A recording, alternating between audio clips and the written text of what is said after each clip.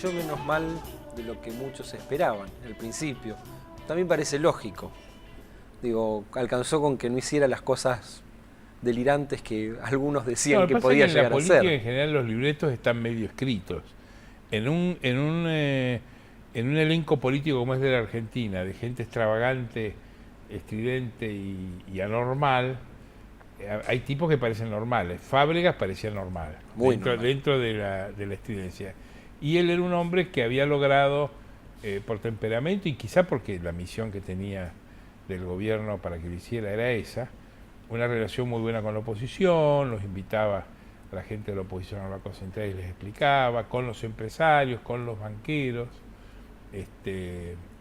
y bueno, pero alguien iba a pagar la factura del desorden de las variables. Él le habían ordenado la devaluación y mantener las reservas, y creo que este golpe tan duro que ha sido el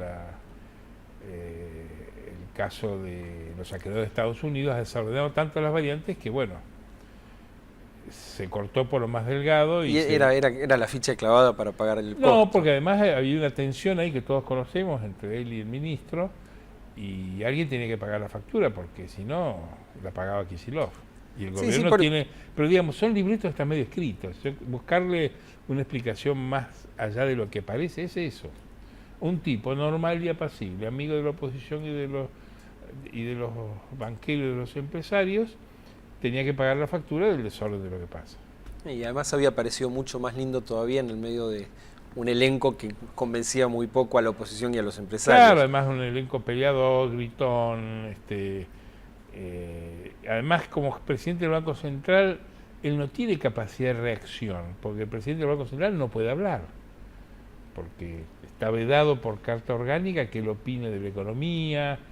Todo lo que se ha publicado y hemos publicado de lo que decía Fábregas eran cosas que nos enterábamos, contadas por terceros o cortadas por él con reserva de la fuente, porque un presidente del Banco Central no puede hablar, no, porque, digamos, induce a tomar decisiones sobre información que solo tiene él. Ahora, un ministro sí puede hablar. Es decir, un presidente del Banco Central no puede tener un programa político.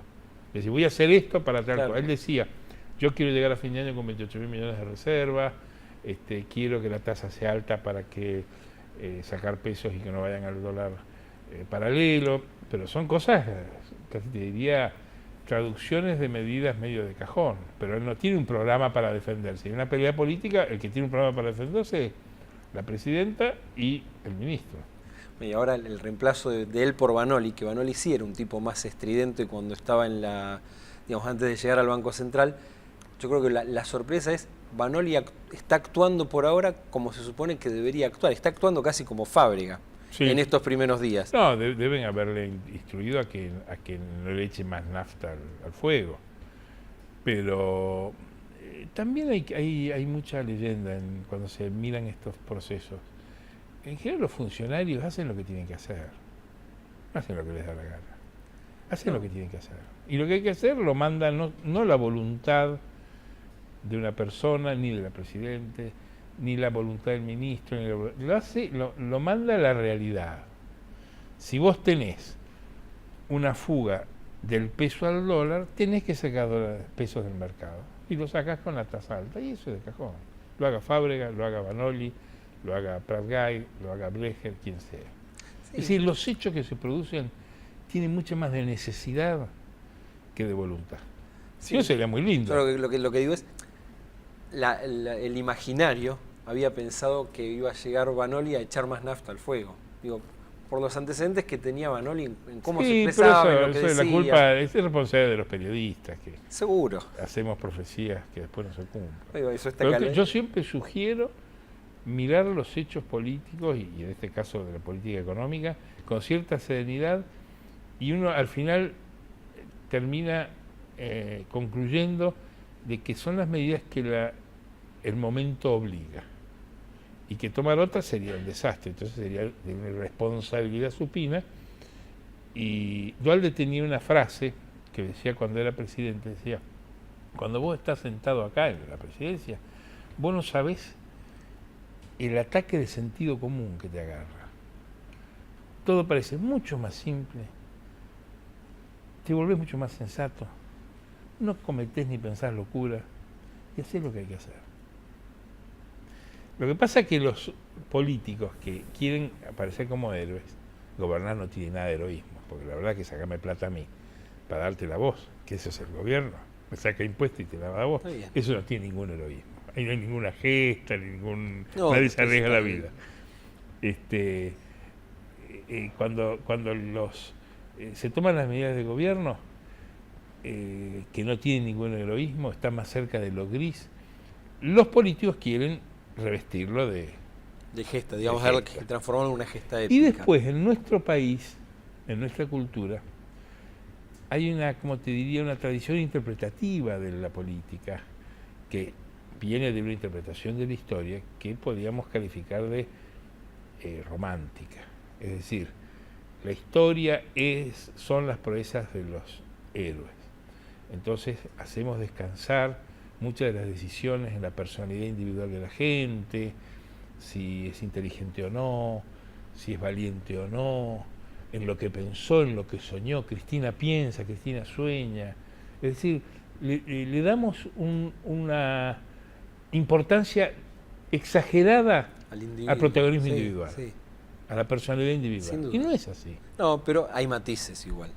Sí, pero hacen lo que tienen que hacer. Es decir, vos podés, frente a la interpretación, es decir, ¿cuál es la interpretación estándar hoy sobre en el mainstream del periodismo interpretativo en Argentina? Que Cristina Kirchner es una exaltada, algunos dicen que está mal de la cabeza, y que toma decisiones contra su interés, y que va chocando contra las paredes y toma decisiones. Y eso está muy lejos de ser probado. Primero, que esté mal de la cabeza, y segundo, que las decisiones que tome sean contra su interés. Más bien son decisiones que buscan el interés del gobierno. Si vos me decís que es un interés individual o de parte o de una facción, o interés público, es tu historia, porque lo que le conviene a uno no le conviene al otro. Ahora, vos podés leer el mismo proceso desde una enorme racionalidad. Sí, el proceso del 2011 para acá, que era sincerar la economía, cambiar el INDEC, arreglar con el CIADI, arreglar con el Repsol, arreglar con los acreedores, los buitres buenos, y si se podía con los malos, todo tenía una gran racionalidad, que perseguía que ponerle un tope a las paritarias, que no se disparase la demanda salarial, echarlo a Moyano, que era un quemo. Todas esas decisiones tienen una cierta racionalidad.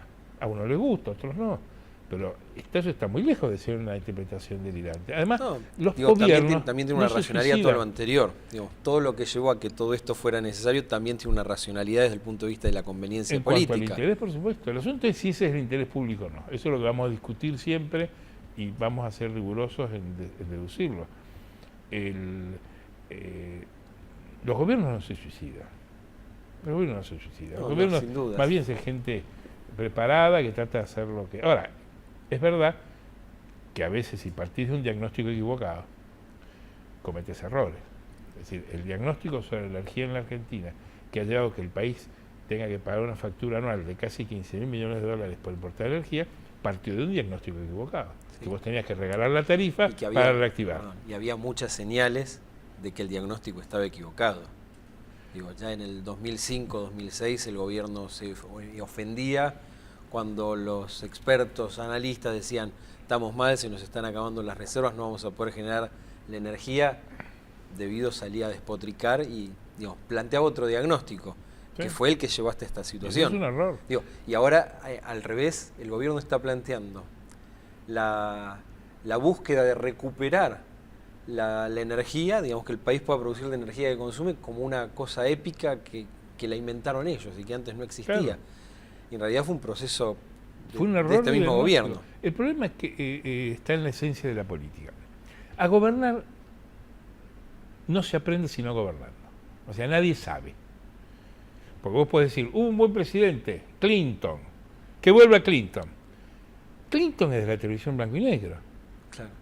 Internet era 1.0, era de Windows 98. Si lo traes a Clinton ahora, capaz que choca.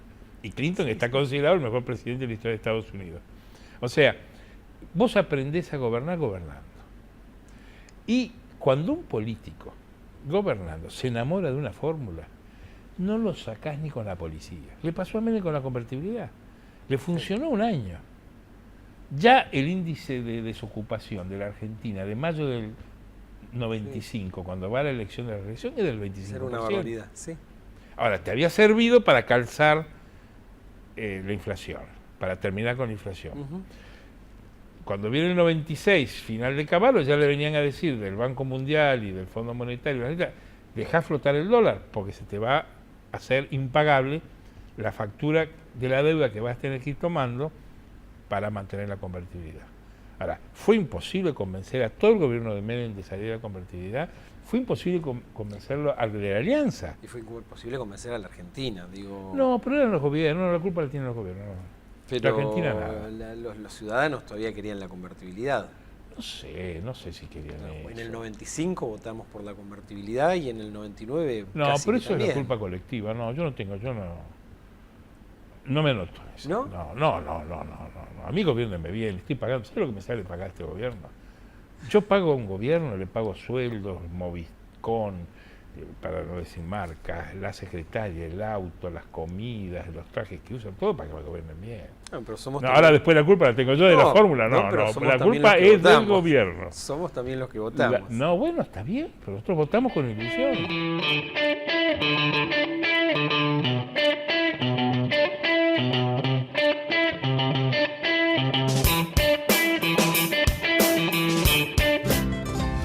La red En Todo Estás Vos fue creada para transformar eso que te quita el sueño en cosas que te hagan soñar. Entrá a buenosaires.gov.ar/red En Todo Estás Vos. Buenos Aires Ciudad. En Todo Estás Vos. Silfa. Laboratorios farmacéuticos. Auténticamente argentinos.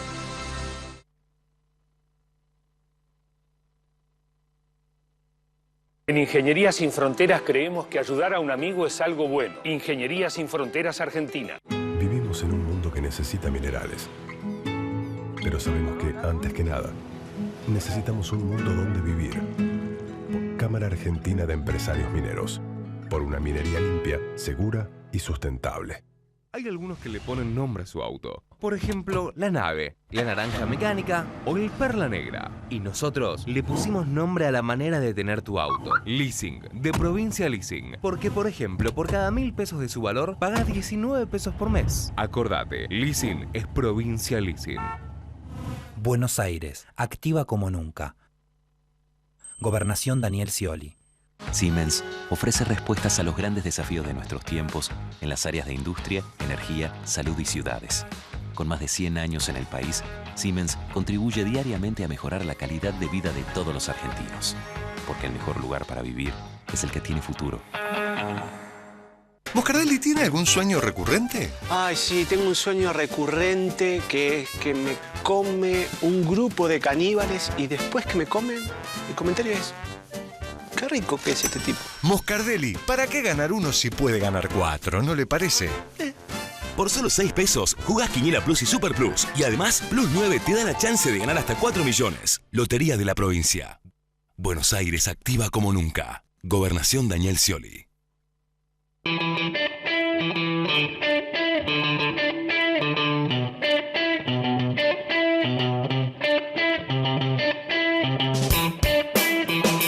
Solamente la parte teórica. Bueno, ese es un fenómeno que Paul Krugman tiene un libro viejo, ya de los primeros que escribe, que se llama en inglés Peddling Prosperity, donde él cuenta cómo en el gobierno de Reagan, en Estados Unidos, se inauguró en la política contemporánea la tendencia a confiar en el gobierno de los economistas, de los tecnócratas de la economía. Porque como eran los tipos que mejor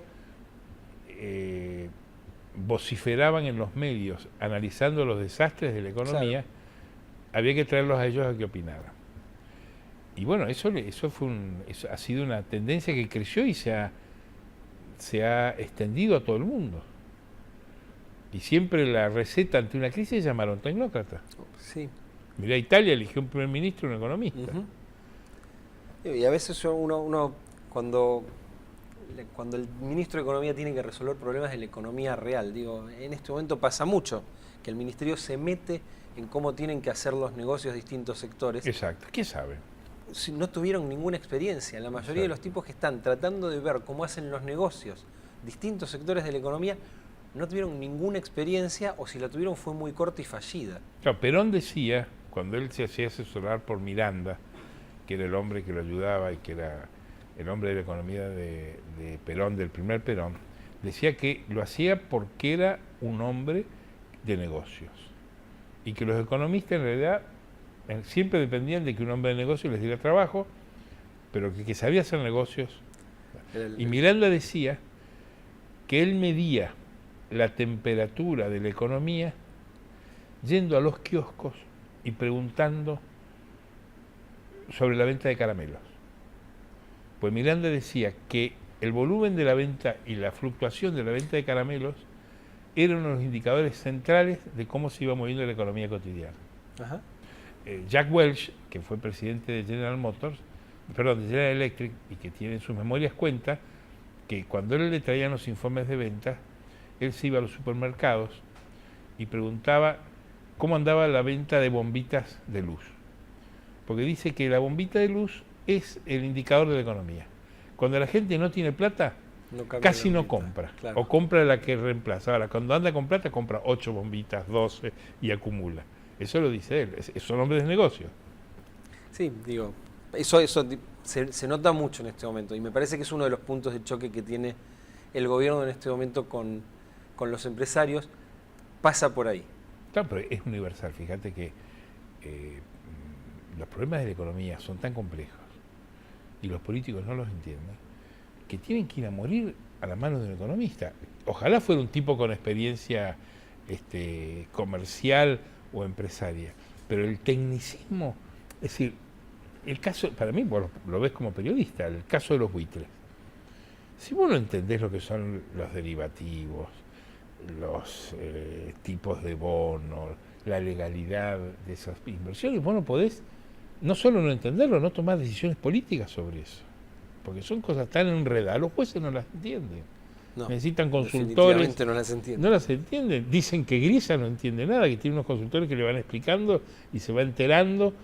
Pero sí, ¿cómo toma una decisión? Ya un detalle por vez, además. Se va enterando. Entonces, el político que no entiende la realidad, que tiene unos problemas económicos pavorosos, es medio de cajón que va a terminar en manos de un tecnócrata. El tema es cuando el tecnócrata, me parece que el problema es cuando el tecnócrata decide solo sobre el nudo de la economía real. Ese es el desastre, claro. En realidad el gobierno deberían ejercerlo los políticos. Y los políticos generar el espacio de medios, espacio y libertad para que el tecnócrata haga su trabajo, pero bajo la supervisión de un... El drama era... Esto te tiro así para que yo lo he observado hace mucho tiempo. El drama de la educación argentina es que está en manos de tecnócratas de la educación, de pedagogos que en realidad son historiadores de educación o hacen estadísticas de la educación. Pero en realidad la educación es un tema para un político. Que después llame a un pedagogo para que haga el cómo, está bien, pero el que no tiene que ser un político. Y los gobiernos tienen que ser de los políticos. Y no tienen ellos que asumir la tarea técnica, ni tampoco darle la tarea política al técnico, porque ese tipo probablemente haga un desastre. Sí. En general, ¿cuál es hoy día, si uno mira el mundo en perspectiva, pues, muy simplificando?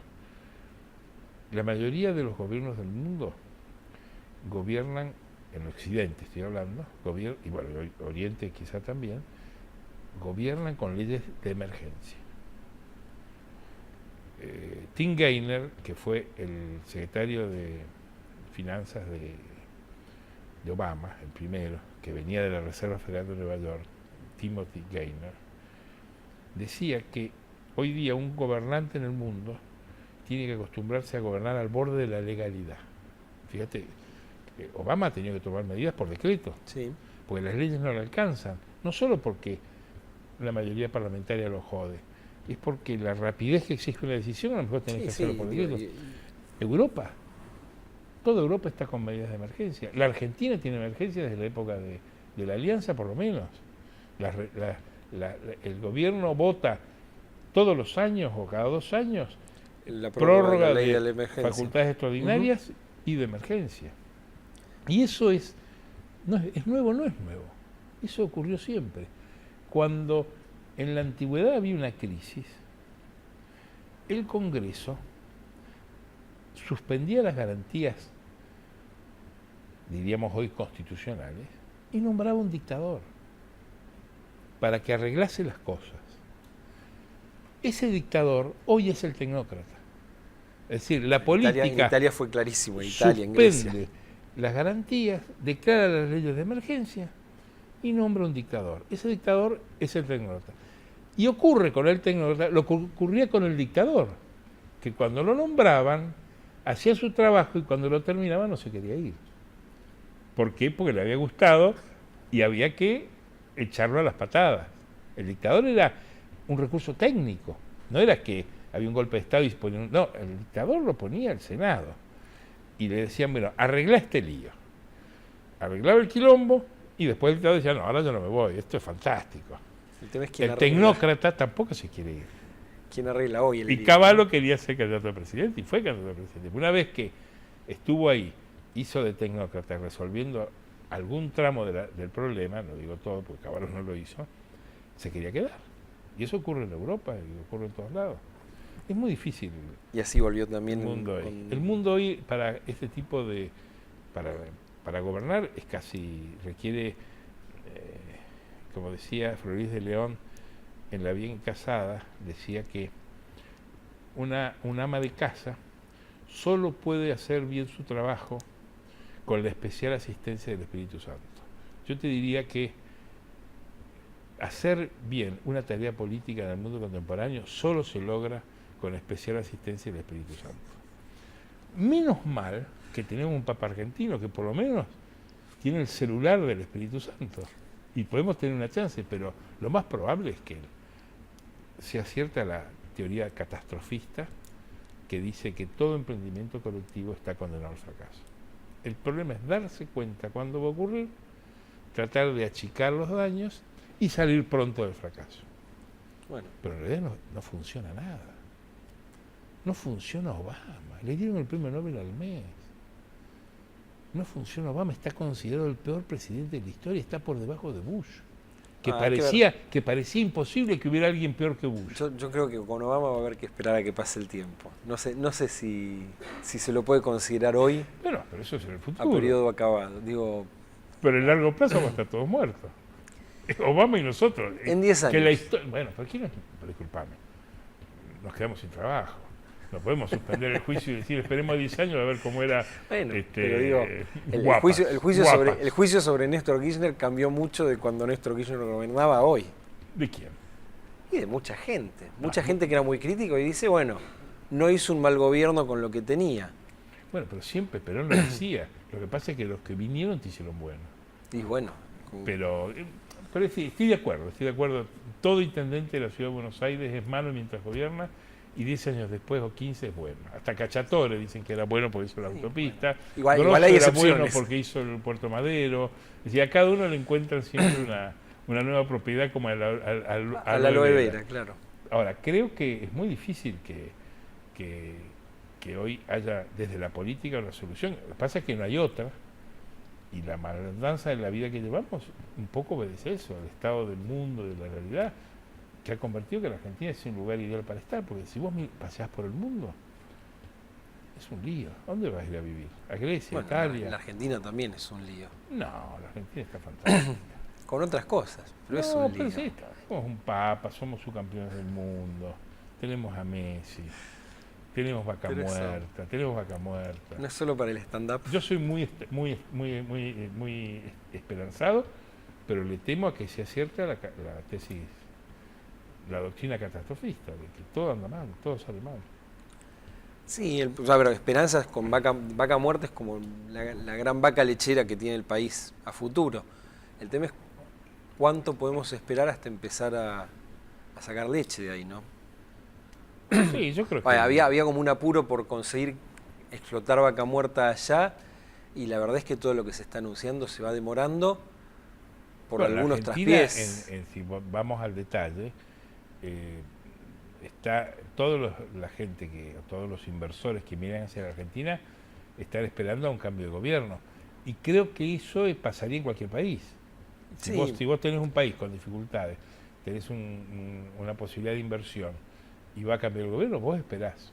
Es decir, acá la Argentina del 2016, todos apuestan a eso. Hacen cola esperando a ver, sostienen los títulos en dólares, están esperando vaca muerta, quieren firmar preacuerdo con YPF por la inversión petrolera. Todo el mundo quiere venir acá. El precio de las acciones también está mirando al 2016 porque no tiene nada que ver con el Ahora, momento yo actual. creo que eso tiene que ver con las dificultades de la coyuntura, tiene que ver con el modelo autárquico que ha elegido el gobierno, que es un modelo que expulsa inversiones y expulsa la colaboración o la interacción con los capitales del mundo, pero también con que termine un gobierno. Y eso yo creo que es un cóctel.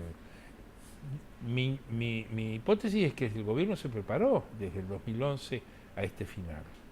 Por eso trató de arreglar, poner los papeles en orden, y le fracasó por la cosa.